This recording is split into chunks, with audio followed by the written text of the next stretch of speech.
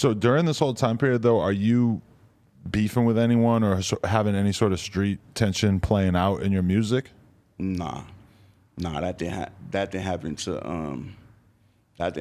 like me and Philthy Rich had our little beef. Right. And so we've been beefing for hella years. Did that spark off because there was this controversy about you and some ex of yours leaked these photos? Was that the thing that started this?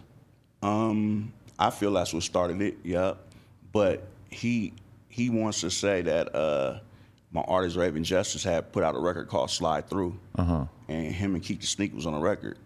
Now me and Keek the Sneak like brothers. You feel me? So why would I take Keek the Sneak off the record and take him off the record? What happened was the radio dude said he wanted Raven to do the song solo just as a R&B track. But at the time, me and Raven wasn't really talking, and like around the time he made that song, we was kind of like beefing. Like I really wasn't fucking with him, and so I didn't even know that he was going to go get that track made. You know, doing the song. Like honestly, I had did a song a week prior to him doing it. The same producer made me a similar beat. Raven basically went back because we posted on Instagram. This is when Instagram had like the little 15 seconds. Yeah. And I posted the song and it sounds dead on the Slide Through beat. So I guess he went to the dude like, man, make me a beat like you made Kafani. So he made the beat or whatever, and he went and got Philthy and got Keek to get on the song. And I think Big Von Cameo started playing on the radio. And so he was playing it on the radio, and then basically Raven came to me saying that the dude at Cameo playing the record, and but he said that the dude that I was talking to him about the Cameo, he said he's gonna work he playing the record, whatever, and then basically ended up telling Raven that he wanted him to do because he was talking to Raven by himself, because like I told you I wasn't really me and Raven wasn't really seeing eye to eye. He even told Philthy that. So basically he changed the song, and I guess he didn't tell him that he changed it. So at the end they start playing the song, and he what Philthy says is, Philthy word says that Raven said that I told him to take him off the song, and Raven says he told him, didn't tell him that. So there we go between this one says this one, that one says that. But I never told the radio dude to take him off the record. I didn't tell him to take none of them off the record. I actually told him that I think he should leave Keek on the record, leave him on the record, because Keek got the streets. So Philthy Rich wasn't popping back then. Right. So all this shit kind of comes back to like a misunderstanding. Well, far as that or whatever. In terms of what started the whole tension. Yeah, what started that, and then when the ex put the little picture shit out, at that time, and then at that time period, man, we moved so mean. My crew moved so mean, man. Nobody wouldn't test us. We put demos down on motherfuckers, so motherfuckers wouldn't test me. But what happened was, some of my family members who was with me, we had got into it, and it was on the internet. But it was all kind of stemmed from the picture and shit. But we already kind of had a little tension with my family members, so that kind of gave him the little juice to be able to go do the little diss and know there ain't gonna be no repercussions to it. Really? You know what I'm saying? And so motherfuckers saying, man, don't respond back to that nigga, man. He just, he trying to get some fame. Trying to divide and conquer. Yeah, he basically clout chasing, because I was at that time I was the big dog. I was the biggest rapper from Oakland. Right. You know what I'm saying? So basically, you know what I mean, I looked at dude as just, like dude used to, you know what I mean, when we was in a group, he came to our shows wearing our t-shirts and shit, you know what I'm saying? Right. Like, you know what I mean? That's my first time ever saying this. He probably go deny it, but it's a video of him wearing our t-shirts and all that shit.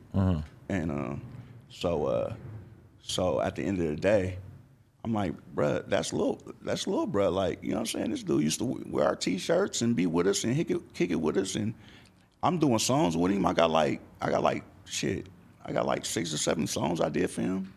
You know what I mean? Soon as I got his little Bentley or whatever, all right, he smashed straight from Vegas to the Bay, and we shot the video and all in the eye. So I'm thinking we good. So I'm like, man, fuck it, I'm about to do the diss song because I know all type of shit about this dude. So that's when I went. That's why I responded because I'm like, man, I know all this shit about this dude. I'm from this clowning. So I just do the diss song, whatever. And it was really on some play. It was really on some play shit. It wasn't no beef. And we just going back and forth. It felt like a rap beef. Huh? It felt like a rap beef. It didn't feel like you were starting a gang war.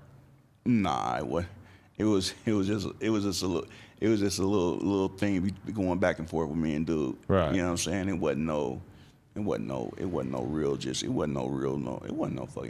rap beef. Because it might be hard for some people to like understand because we're so used to seeing real deal street beefs play out in rap music. But I feel like at that time it was much more common to just have a rap beef and to have it play out in bars and not necessarily have like a real life element so much. That's what I'm gonna tell you. In the Bay Area, no beef, none of the beefs that's going on, that's surrounding that situation, our situation. That shit ain't no beef. Nobody got touched by no other rapper or nothing like that. You know what I'm saying? So it wasn't no beef. What ended up happening was I ended up going over there, over that area to shoot a video. Cause I was just like, man, I'm about to go shoot the video or whatever. And this, before you did it, it didn't seem like that big a deal to you? Because like sometimes when people retell the story, it's like as if you were on some crazy renegade shit, like going into a fucking war zone and that you should have known that this was going to be. Man, I had dudes from seminary with me. I know a gang of dudes from seminary like that I'm good with. I mean, seminary dudes used to rock with us at our shows, so it wasn't nothing like that to me. You know what I'm saying? It wasn't nothing like that to me. So I went over there, and at the same time when I went over there, the people that I had with me who had straps, whatever, they was at one part, and what happened was the chick with me, she had to use the bathroom. So I had drove to the little block and made a quick little right.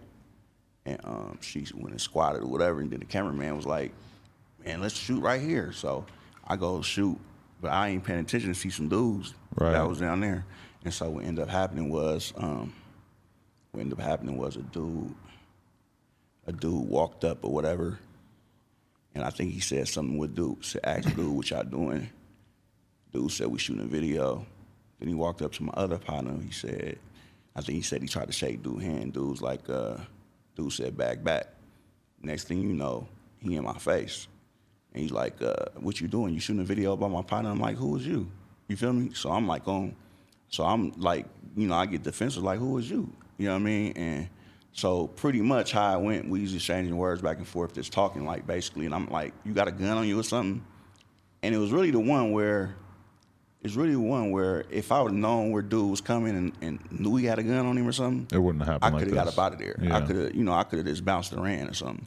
I mean, at the same time, it's like you face to face with somebody, I'm face to face with another man, so we just going back and forth, and then I'm like, I felt he got a gun on him, you know what I'm saying? But I mean, it's like I ain't gonna back down, you know what I mean? Like it's just like you just in that situation, and so then I went like this, hey to my peoples like that, and so that's when I seen him reach, right? And so I backpedal like I was gonna try to run. I don't even think I got a chance to run. Like when I backpedaled, and I got hit in the neck, right here in the neck. Got here in the neck. I got hit in the chest, and I got grazed in the chest, and I got 3 times in the leg, and I hit 5 times total. And shit, I was laying on the ground like, man, I'm dead. He killed me. And then all my people start running, after hearing the shooting. And this guy was just out of there? He didn't stick around to follow up on any of this? Okay. Yeah, they ran off, and my people start running up. They ran off in the cut somewhere. I don't know where the fuck they went. And so I'm just laid out on the ground. I'm not feeling no pain. I'm thinking I'm dead. And so they calling 911. And so they pick him up and let's just take him to the hospital. So they picked me up and they put me in a car. And all I do after that, all I remember is the next thing I remember is my ex-wife. I remember my ex-wife grabbing my hand saying, man, you a gangster. You got shot tonight. You gonna make it. You gotta make it. You got your kids. You got this and that. You strong. You gonna make it. And I'm like, she like, squeeze my hand if you hear me. I squeezed her hand. And then I just going through it. Now I'll take you back. They took me, they smashed me to Highland Hospital. They said they got me there like probably in like from the shooting, probably like 6 to 7 minutes. They got me to the hospital. Now when they get me out the back, they trying to put me on the gurney. My boy said he tried to pick me up. He said I was like dead. When he got me, he said he tried to get me, and my body was just limp, and he dropped me on it. He dropped me on my face. So all my teeth got knocked out. I had to get my mandibles. I had to get screws and got metal rods. And I've all never that. heard anything like that. Like All you get an around additional injury that bad from just getting dropped during all this. That's crazy. Yeah, I dropped on my head. All my jaw wire. My jaw got metal through all three of the mandible. Holy fuck. I was DOA. They just hit me doing chest compressions. They said the dude actually did. They didn't get a code 4 clearance yet, and he risked his job with the gurney and he hopped on top of me and was giving me the dude Brian. He was giving me CPR. Shout out Brian. He was giving me CPR, and they took me to the back and they brought me back, and so. They was trying to, then after that, they were trying to, I don't know how long it was into it. I can't tell you, but they were trying to take me off the ventilator. So I hear them, they wake me up. I hear them arguing like, he not ready. And, our doctors argue back and forth with each other. So they try to take the ventilator out. And when they take the ventilator out, I think I'm breathing. They like, breathe. I'm breathing. And they like, he about to code. We got to put him back. He not ready. And next thing I know, I started feeling him putting the thing down my throat, and I just blacked out. And I ended up waking back up, and they had to revive me again. Wow. And so then after that, I ended up waking up or whatever. All my people was coming to see me and shit like that, and it was just, that shit was crazy. But that shit didn't have nothing to do with Philthy, nothing like that. It was just some shit in the streets of Oakland. Right. Me being at the wrong place, you know what I'm saying, going there, and me really just not paying attention to my surroundings. Your read on that dude is that he was more like it's not like there was an assassin hired. He was just a dude who thought he was protecting the block or some shit. They never caught him or anything like that? I don't know what happened with it. I don't know. He ain't got caught. I know he ain't got caught from my knowledge about nothing. I don't know. For that, yeah. Who knows what happened? Thought a crackhead killed him or something. I don't know. But it's not something you ever seen before or you ever saw after that or anything? No, I ain't never seen him, none of that. Crazy. Yeah. So, I mean, at that time, how long was it before you were like fully conscious and able to comprehend what had happened and was it like immediate, like the next day you were conscious of what was going on, or did they have you knocked out for a while or some shit? Yeah, no, I was in CPR I was in ICU for a couple weeks. Really? Yeah. And then after that, I went to rehab for like some months. And when did they start to have the conversation with you about being paralyzed? Like how did that go? Man, that shit was crazy.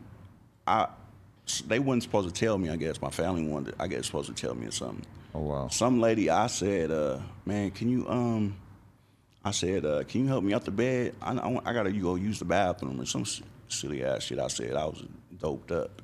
And then she's like, you paralyzed, you can't get out the bed. Wow. And so that's how I found out.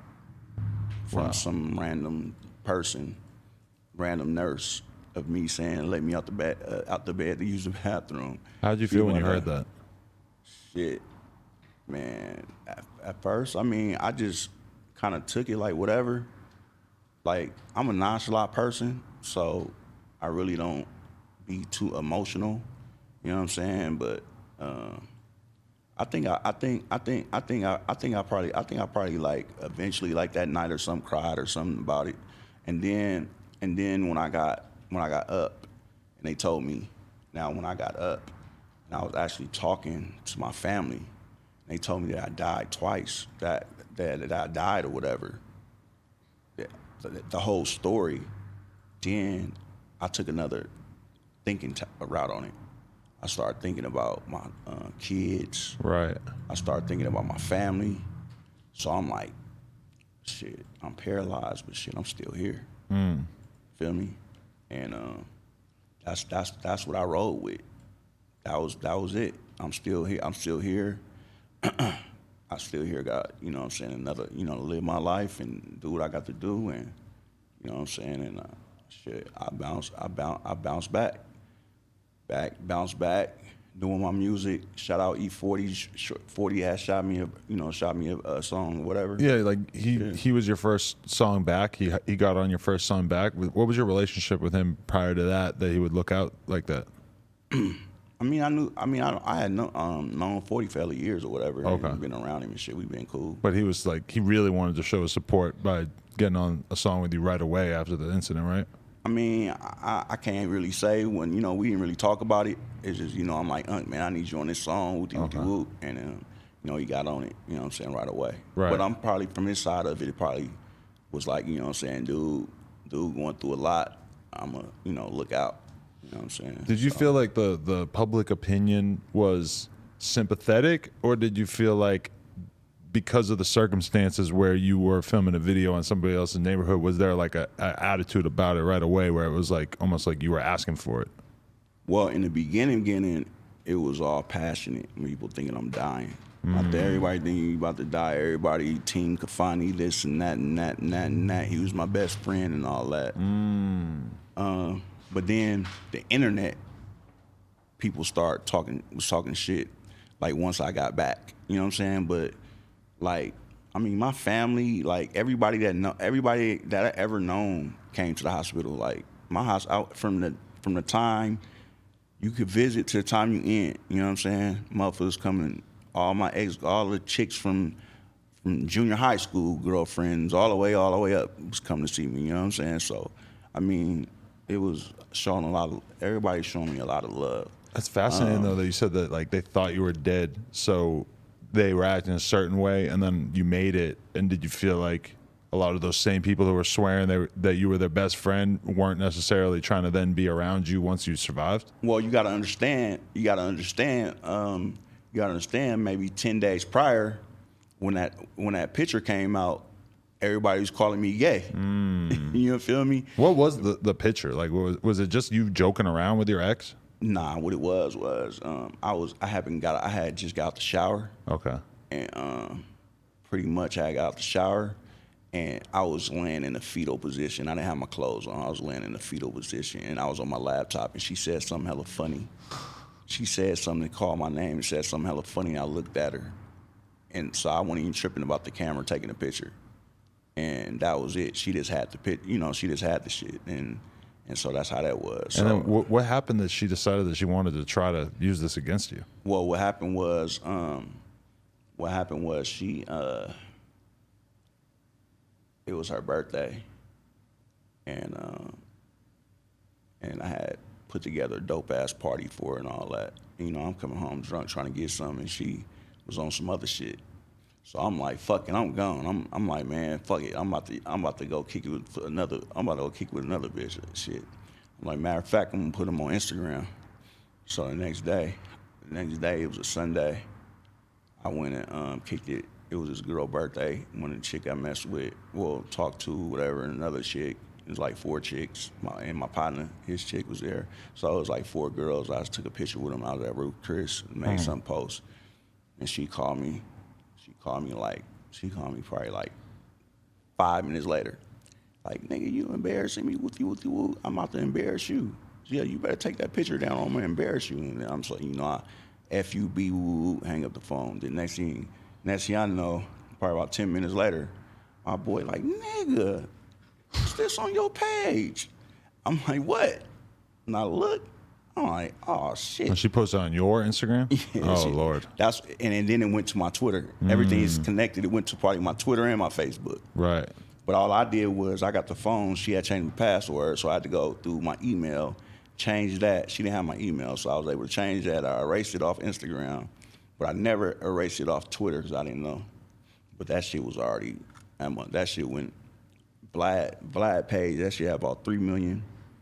On Vlad's page, had about 3 million views. Wow. I'm pissed off at him, by the way.